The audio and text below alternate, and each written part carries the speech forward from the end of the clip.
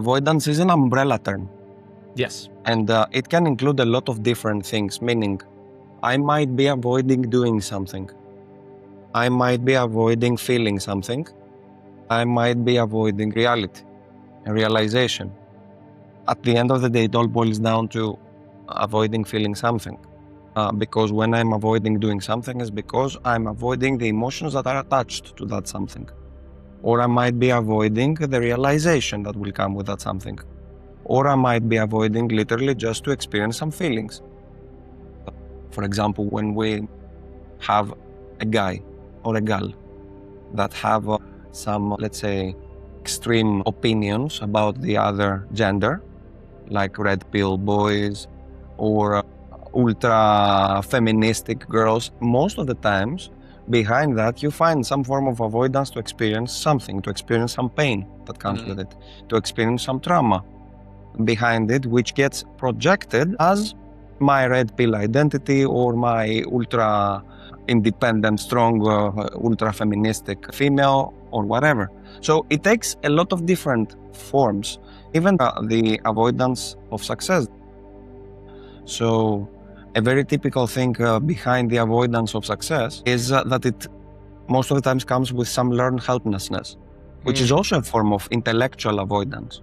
Yes. Very intellectual. And this is what amazes me behind avoidance, that it's extremely smart, super smart. The smarter the person, the smarter the avoidance that you will see. It's sometimes difficult to spot it. I pride myself being the one that will spot your avoidance from kilometer far, because I do it myself and I am aware that I'm doing it, so I'm spotting it very well. But even so, there are a lot of founders that can get you into a psychological conversation about their imposter syndrome and their inability to achieve something. And you realize after you have been hoovered inside that over-psychologization of the conversation, that they're tricking you and they're tricking themselves, because they're just avoiding something and they have wrapped it around some learned helplessness, and they have even hired you in the form of decentralizing accountability for something. So you are as well part of their avoidance, which is also very surprising because you mentioned the wellness industry. The next step of the wellness industry, I will hire an expert to help me to overcome some bad habits. Or a very typical thing that I hear is, I want you to help me with accountability. And I understand what happens, but my first thought when I hear it is, what does that mean? When you say, I will help you with accountability, what does that mean for you? Because it's different to say that I'm hiring you so that you help me be accountable.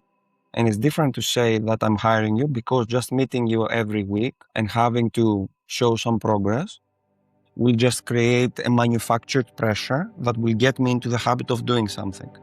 The first one is intellectual avoidance. The second one is a manufactured way to build a habit, perhaps. But even that can hide some avoidance behind it, because you are using extrinsic help to build intrinsic motivation. Again, that is a very intellectual form.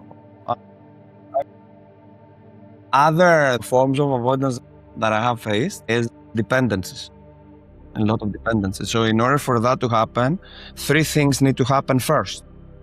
Because you have to do 1, 2, 3 simple things.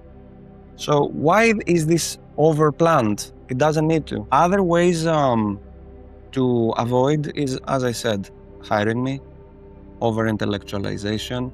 Oh, by the way, when it comes to avoiding realities, cognitive dissonance is a way to avoid.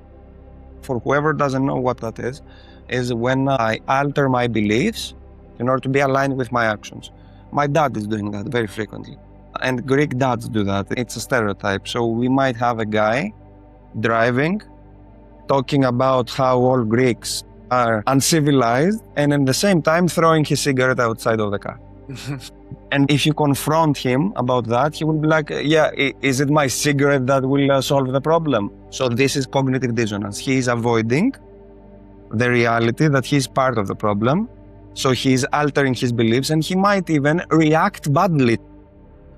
Another way to avoid is to confront the person that is showing you what you are avoiding, that is mirroring you. Very frequent thing. If you show me something that I don't want to face, I might attack you. Because if I villainize you, then I can keep avoiding. So what I'm trying to say is that both in my family circle, but also clients, I am constantly amazed by the intellect behind excuses that people come up with when they really don't want to experience something, realize something, or do something.